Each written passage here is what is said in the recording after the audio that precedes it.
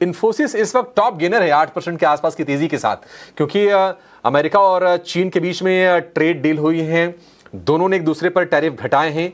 उम्मीदें अब ये हैं कि जो 90 दिनों का जो समय मिला था रेसिप्रोकल टैरिफ को इंप्लीमेंट करने को लेकर, उस पर विचार करने को लेकर, शायद अब चीजें सभी देशों के साथ यूएस के डीएस्केलेट हो जाएं और ये आईटी के लिए एक बड़ा पॉजिटिव होगा। आईटी और मेटल ये दो सेगमेंट हैं जिनका ग्लोबल लिंकेज है, इनको फायदा होगा निश्चित तौर पर।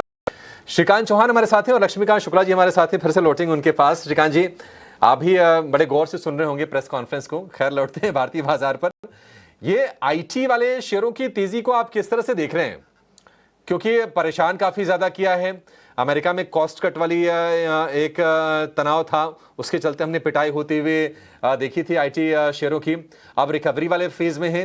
किसी को मान लीजिए कि अगर नई प्लानिंग के साथ अगर बाजार में उतरना है और आईटी पर विचार करना है, तो आपके हिसाब से 2-3 शेयर कौन से होंगे? मिड कैप, लार्ज कैप, आप नाम ले लीजिए अगर कहीं फ्रेश बाइंग के मौके बन रहे हो तो।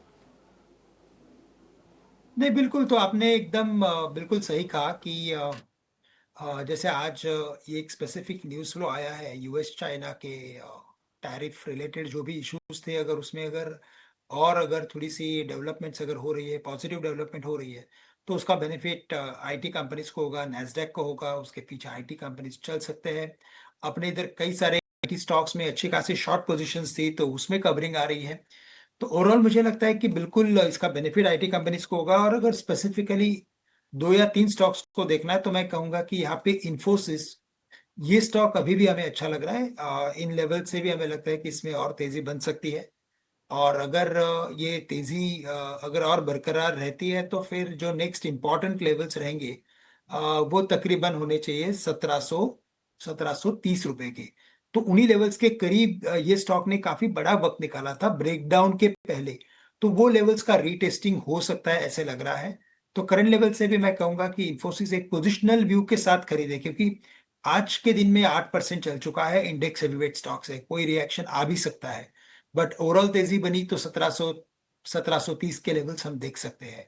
तो इन्फोसिस को एक खरीदे। साथ ही साथ मुझे लगता है कोफोर्ज, यहाँ पे भी काफी अच्छे क्वार्टरली नंबर्स थे, और साथ ही साथ इसमें स्प्लिट की भी अनाउंसमेंट है। तो करंट लेवल से अगर इसे खरीदते हैं 8300 350 में, तो हमें लगता है कि ये भी स्टॉक एक बार 9000 रुपये तक जा सकता है। तीसरा स्टॉक जो मैं अगर इस पर्टिकुलर लिस्ट में अगर जोड़ना चाहूंगा, तो वो है नौकरी, info.com, जो 1475 के करीब ट्रेड कर रहा है। अपने इंपॉर्टेंट टेक्निकल ब्रेकआउट को क्रॉस कर चुका है 1450 में। अब यहाँ से ये स्टॉक कम से कम 1550 से लेकर 1600 के लेवल्स दिखा सकता है। तो इन तीन स्टॉक्स में हम पोजिशनल बेसिस पे दाव लगा सकते हैं।